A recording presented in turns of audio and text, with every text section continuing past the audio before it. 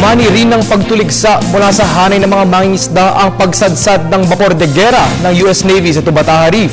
Ayon sa grupong Pamalakaya, ang pagkapinsala sa naturang coral reef ay malaking pinsala rin sa kanilang kabuhayan. May report si Fred Monteza. Nanawagan ng pambansang lakas ng kidusang mamamalakaya ng Pilipinas o Pamalakaya at anak pawis na dapat na masampahan ng isang Millennium Class suit ang Amerika dahil sa pinsalang na ay dulot ng insidente sa Tubataha Reef mahigit sa linggo na ang nakalilipas. Ayon kay Fernando Hicap, chairman ng Pamalakaya, daan-daang taon ang hihintaying lumipas para muling manumbalik ang sigla ng Tubataha, maliban sa pinsalang idinulot ng pagsadsad ng US Naval ship sa kapaligiran at kagandahan ay malaki rin ang magiging epekto nito sa hanapbuhay ng mga mangingisda sa lugar.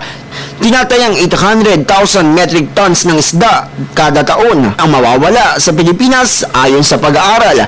Bagamat tinanggap ng Pangulong Aquino ang paghingi ng tawad ng Amerika, nanindigan pa din ang administrasyon na dapat makamit ang hustisya at pagbayarin ang mga dapat managot. Para sa Telebisyon ng Bayan, Fred Monteza.